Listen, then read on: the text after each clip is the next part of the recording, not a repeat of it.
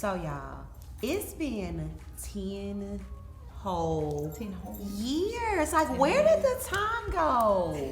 Man, that is crazy. That is really crazy. So much has happened in 10 years.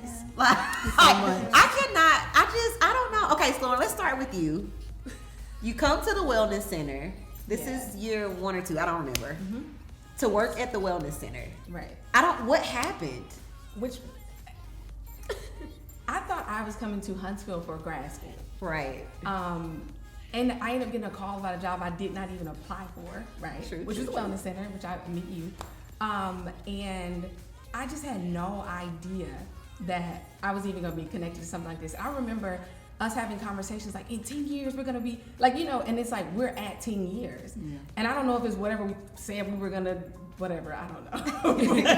We were just the fact that this is even happening 10 years later for me is mind blowing. A lot of things don't pass the test of a decade. Absolutely. And so for Saving the City to be hitting 10 years, I'm like, oh my gosh. I think I'm still processing it. Like, I've been for the last couple of days, like even doing some of this filming, I've been processing like, wow, Lord, this has been a 10-year thing. And to know that it's not 10 years and we're saying goodbye or something like that. I think that's just so powerful. And so we have stood the test of time as young people to do anything for 10. Y'all, what else have you done for 10 years? Exactly. You know what I mean? Like that's really powerful. So I'm just soaking it all. What about the first conference? Because I think you were the only one at the time with me when we were planning the first conference. She came to the first conference, but it was literally you and I. Do you remember us being at the front desk, running Saving the City at the Wellness Center? Yes. I remember the first order of shirts we got. Back up, Lauren. Everything. You were the reason why we got on social media. Let's just start there. Sure. Do you remember how you bullied me? I did, and the I did. Let me tell you why I did, because I thought about this. I said, why was I so adamant about us getting on social media? Because, especially for the people who are listening to this, we were not in a social media age. We were not in the time where everything's on social media and whatever. But remember, I had come from a different city. Yeah. So when I came to Huntsville, I knew nobody. I knew nothing. And I think in my mind, what we were experiencing, I was saying, I have to let people that I know see this. Yeah. So I said, we don't know a whole lot about social media at the time. We didn't even get on Instagram. We got on Facebook. So y'all know that's ain't true. We were like, I get on Facebook. You know what I mean? Yeah. And so in my mind, I was saying, people won't even really believe the transformative things that we're seeing unless we put it out there in that way. And I was so sure about that. You were every day. And then you came to work and I was like, here, I did it. Yeah. I had an attitude. Like, if she asked me about this one more time. I want to say within months, that's when we knew we had to do the conference. Yes. Because people were starting to see it on social media, with Facebook. That was social media. Yeah.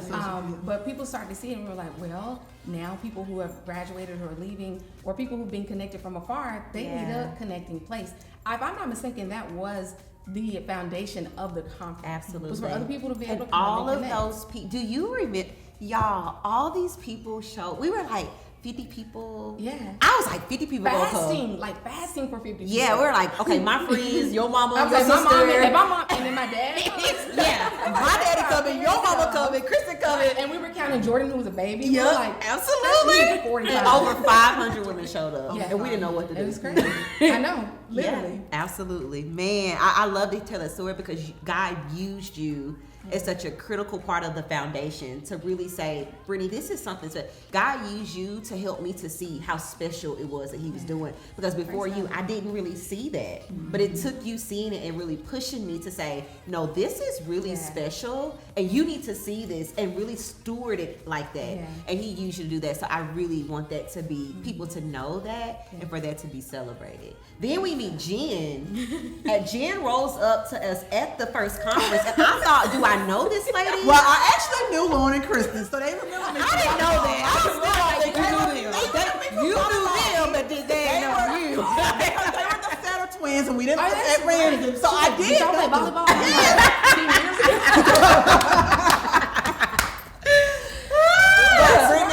I'm finding out 10 years later that I did know.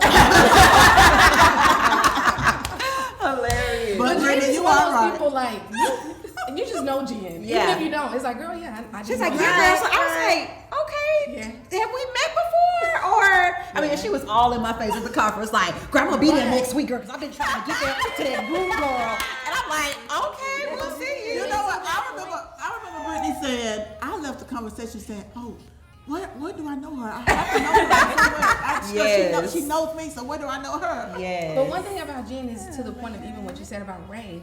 She's one of the most there people. Yes. She has Yes. you have consistently Consistent. served. Yes.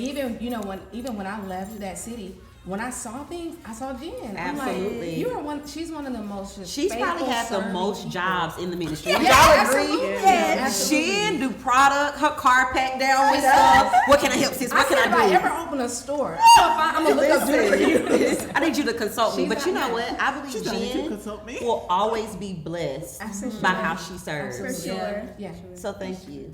So then we mosey on. I'm trying to see like how everybody got into the frame. Okay, I knew some. Okay, so we remember we had the prayer circles? Yes.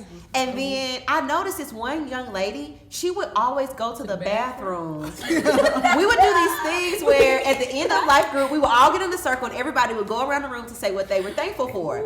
And this one chick would always just exit the room. I didn't know she was going to the bathroom. But when it was time to say what you're grateful for, Heidi would leave the room. Heidi, you want to talk about that? Well, y'all, those circles was like 50, 60 people plus. And these people, grandmothers had cancer, the dog just died. And by the time it got to me, I'm super emotional. I'm crying because their cat died. And I just can't, I don't know what to be thankful for at this point. Somebody up there, they took my word. So I got to go to the bathroom now because I just don't know. Those circles were a lot. Yeah. But even like my first outreach event, y'all, and I tell this story all the time. Like, Brittany was like, "Okay, time to pray," and so she was like, "Can you pray?" And I was like, "No." I was in the circle like, "No, like I'm not." And then she's like, "No, just pray." And I was like, "Well, I don't really know how to start." And she was like, "Just start." So I was like, "Hey God." Hey, And they're like, "Yes, amen." I'm like, bro, they don't have me. I called my mama. Like, mama, like, they made me pray. And I had never prayed, but, I mean, I pray now. You know, Yeah. That is so powerful. It makes me think of two favorite moments with Kiki, right? The first moment I'll never forget is how she came up. And I always cry when I tell this story, so I'm going to try not to cry. But how she came up to me after the Free and Fearless conference. It's like she was tracking me down. And she was so sure. She was like, okay, so where do I need to be? When? I remember that. And I didn't, people would say stuff and then they wouldn't show up. Yeah.